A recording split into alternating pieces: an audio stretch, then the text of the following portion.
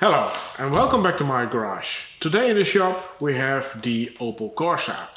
We did already some other jobs last year. I believe the wheel bearings at the back and maybe some other things, but now it is back. It had the annual safety check and it passed with flying colors. So that is a good thing, but still I found something wrong with the car. And one of the things that doesn't feel really happy right now is one of the motor mounts, or well, in this case it's a gearbox mount. The rubber on the lower end is just torn, so it's I don't want to say completely loose, but it is on the loose end. And because the car has some knocking while shifting, mostly shifting or accelerating, well, when the engine is going back and forward in the engine bay. But I do believe this isn't the main culprit. It doesn't help, of course, but I do think that the inner CV joint is also bad. Today we're going to install the, well, gearbox mount. It shouldn't take too long. It's just 6 bolts. The only thing we have to do, of course, is support the gearbox. So I don't know if I'm going to support it with just a jack underneath it or that I use a engine brace. I don't know yet, but we will figure out when we're getting to it.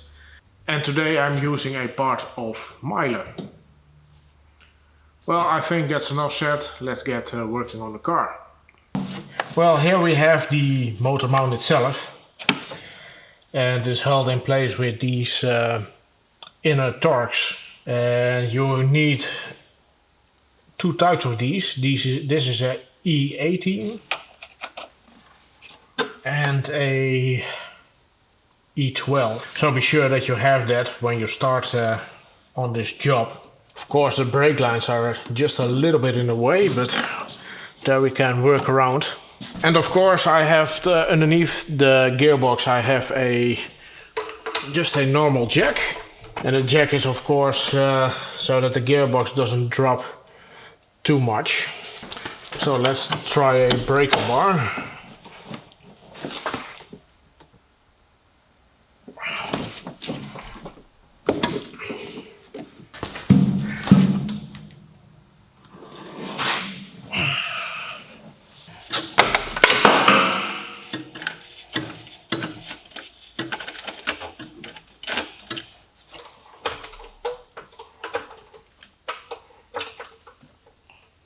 Of course we need to make sure that the gearbox is supported. So now at least the gearbox is loose from the mount. So what we can do is now slowly lower the gearbox a little bit, so we have a little bit more room to work, well, to get this one out and also work on the bolts. So that's all the way down, and as you can see it isn't that far, so it doesn't drop too dramatically. And these are the E12s, just 4 in the corner.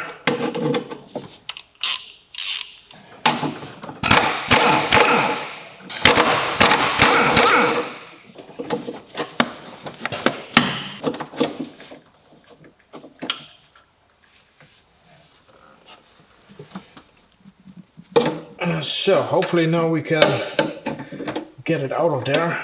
The clutch line is in the way, so maybe if we unclip it, there's a little clip right here, and I do think without bending it we can get it out. Without bending it we can get it out.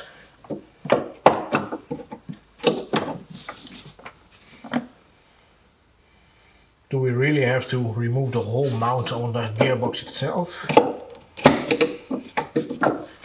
Yeah, looks like it.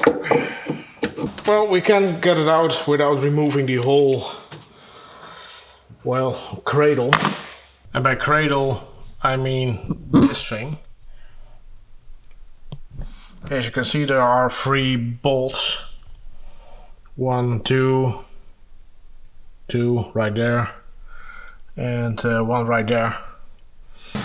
I do think it's a 16. And it is. This is just one size up.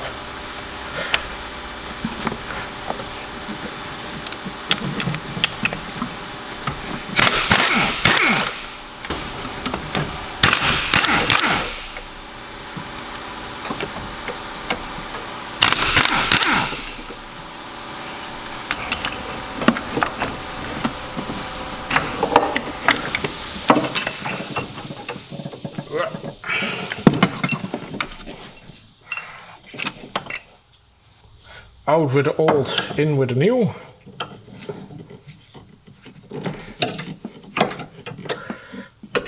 Yeah. Before we go into screw that down, let's install this one first.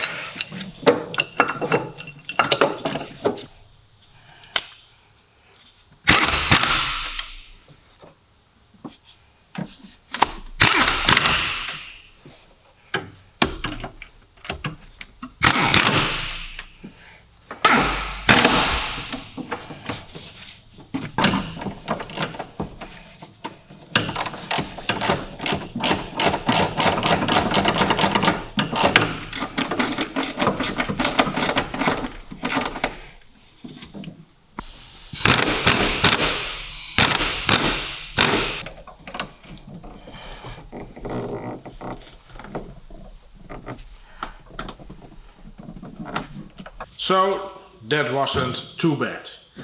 3 more screws than I thought, but no big deal. The only thing you have to remember that you have to have some special tools. Well, this car is full of these inner torques. And in this case we need a 16 and 18, I believe. Yeah, a 16 and 18 and a 12. So be sure that you have those before you start on this project. Other than that, yeah, the mount is torn. It happens over time, but I do still think this isn't the knocking problem that we hear in the car. I do still think that the main cause of the sound is the CV joint, well, the inner at least. But that is not for me to decide, that's for the owner. But yeah, that's it for today's video. I hope you enjoyed it, or at least learned something from it. And if you did, please give it a like. If you want to follow me around, you know what to do. And I will see you next time. Bye.